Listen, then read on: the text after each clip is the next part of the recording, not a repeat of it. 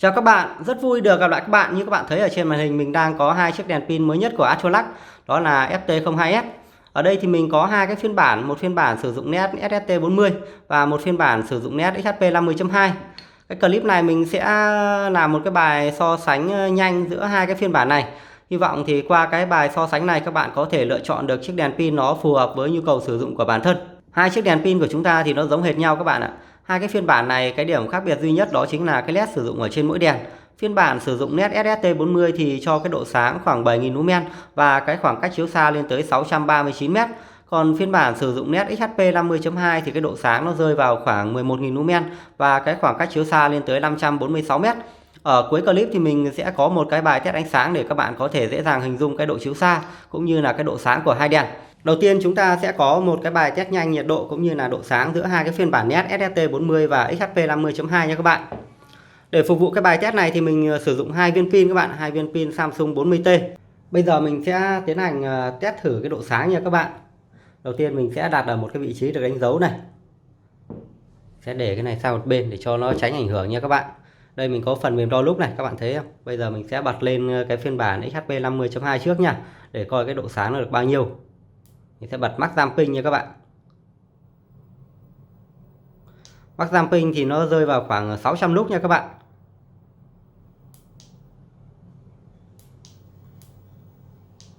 Lux. Mình sẽ turbo thử nha. Turbo thì được khoảng 980 các bạn.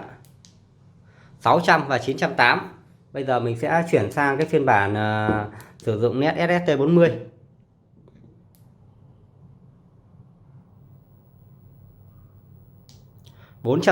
Nó sẽ kém 120 lux này. Bây giờ mình sẽ turbo thử nha. Turbo thì được khoảng 730 các bạn. Đó. Sẽ kém hơn một chút so với cái phiên bản XHP50.2. Rồi, bây giờ mình sẽ để hai cái đèn nó cạnh nhau. Mình sẽ cùng bật cái mức max damping để coi cái đèn nào nó nóng hơn nha các bạn. Để xem hai cái phiên bản này cái nhiệt độ nó chênh nhau như thế nào. Mình sẽ kiểm tra lại, vừa rồi do mình bật đèn thì khả năng cái nhiệt độ nó sẽ ảnh hưởng một chút.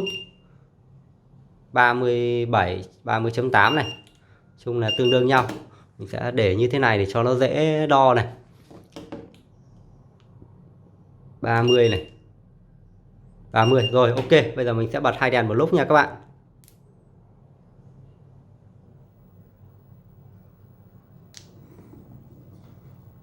Cái lúc của hai đèn nó lên rất là cao các bạn, 942 lúc. 31.6. 32. 32 này. 34.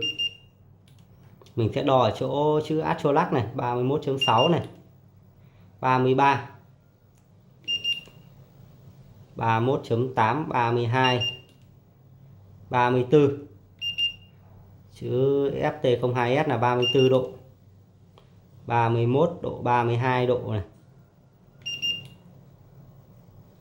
34 độ. 32 độ. Trên thân đèn ở trên cái phiên bản SST40 là 30 độ này. 32 độ. Vậy là cái phiên bản sử dụng nét XHP50.2 thì nó nóng hơn nha các bạn. Bởi vì cái độ sáng nó cao hơn lên tới là 11.000 lumen. Còn cái phiên bản sử dụng nét SST40 thì nó sẽ mát hơn một chút. Nó chênh nhau đâu đó tầm 2 độ các bạn, 7.000 lumen với lại 11.000 lumen và chênh nhau 2 độ. Mình đo thử trên đầu đèn. Ở chữ hot này các bạn này. Ở chữ hot này nó rơi vào khoảng tầm 41 độ nha, 42 độ nơi rồi. 42 độ. Ở trên này là 47 độ các bạn. 42 này. 48 rồi các bạn. Mình sẽ kiểm tra lại xem cái phiên bản SST40 này nó có giảm sáng không nhá. Chưa giảm sáng các bạn. Mình đã cài nhiệt độ cho cả hai phiên bản nó giống nhau rồi. Cái nhiệt độ hạ sáng của nó giống nhau rồi. Mình kiểm tra lại cho chắc ăn thôi. 40 độ. 44 độ, 45 độ. Vậy là các bạn thấy đó, cái phiên bản sử dụng nét XHP50.2 thì nó nóng hơn vài độ các bạn, 2 tới 3 độ. Và nó sẽ còn phụ thuộc vào cái pin của các bạn sử dụng. Ở đây thì mình sử dụng cái pin Samsung 40T, bởi vậy là cái dòng xả nó rất cao nên là chiếc đèn của chúng ta nó sẽ sáng và cái thời gian nóng thì nó sẽ nhanh hơn. 48 độ, 43 độ. Tầm này bắt đầu chênh nhau tương đối nhiều rồi các bạn. Đó, thì hy vọng qua cái phần test nhiệt độ này thì các bạn có thể hình dung ra được cái chiếc đèn của mình nó sẽ nóng tới mức như thế nào. Các bạn có thể lựa chọn được cái phiên bản nó phù hợp. XHP 50.2, SST 40. Bên tay phải của mình là XHP 50.2, bên tay trái là SST 40. Cùng cái nhiệt độ màu 6500K thì cái ánh sáng của SST 40 nó ấm hơn các bạn. Cái beam nó cũng đậm hơn, các bạn nhìn thấy không? Soi xa này, bạn nhìn thấy mấy cây cột kia không? XHP 50.2 này. Đó. SST 40. SST 40. XHP 50.2. SST 40. XHP 50.2.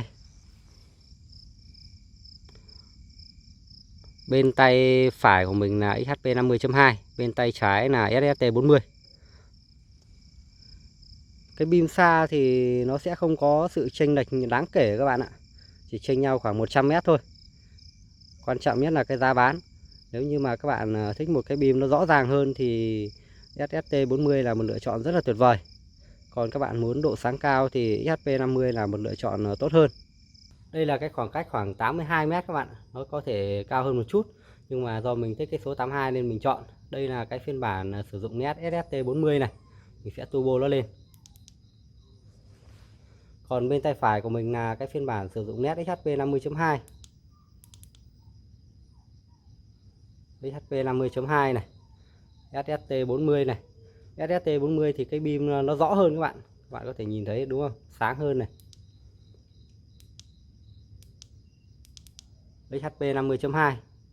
Cái quầng sáng nó rộng hơn, sáng hơn. Nhưng mà cái beam ở trung tâm thì nó sẽ mờ hơn một chút.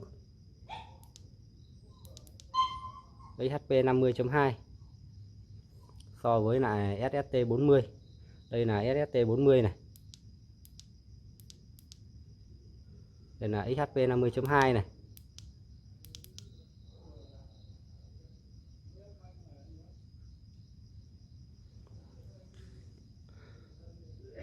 Rồi, cảm ơn các bạn. Thì hy vọng qua clip này các bạn có thể lựa chọn được cái sản phẩm nó phù hợp với nhu cầu sử dụng của bản thân.